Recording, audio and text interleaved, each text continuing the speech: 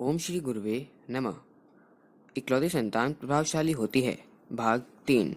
पिछले भाग में हम सब ने यह सुन लिया था कि 70% यह सिद्ध हो चुका कि इकलौती संतान असाधारण प्रतिभायुक्त होती है। आगे का भाग कुछ इस प्रकार है। अष्टावक्र कहोड़ मुनि और सुजाता के एकमेव पुत्र थे, इसलिए प्रतिभाशाली थे।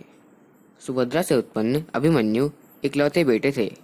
इस कारण गर्भस्थ स्थिति में भी वे चक्रव्यूह के भेदन की कला सीख सके। चाणक्य अपने माता पिता के एकल पुत्र थे।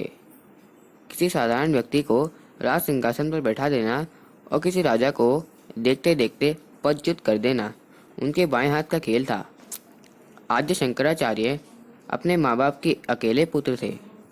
अध्यात्म की जिन ऊंचाइयों को वे छू सके, यह किसी से छुपा नहीं है।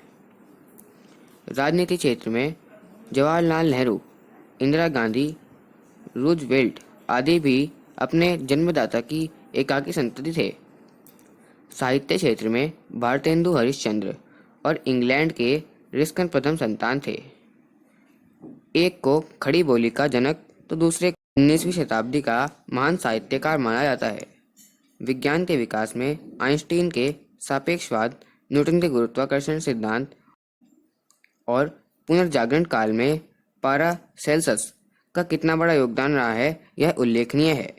किंतु मजे की बात यह है कि यह सब भी अपने जनक जननी की इकलौते संतान थे।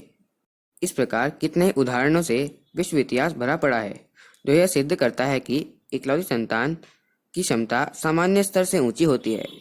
इसे माता पिता की प्रतिभा का हस्तांतरण कहें अथवा एकल संतति होने के कारण उनकी निजी क्षमताओं के अत्यधिक विकास की सुविधाजनक स्थिति कुछ भी कह लें, पर अब यह लगभग निर्विवाद है कि इकलौती संतान प्रतिभा के क्षेत्र में औसत से ऊंचे स्तर की होती है। अखंड ज्योति, मई 1991, पृष्ठ 36। ओम शांति।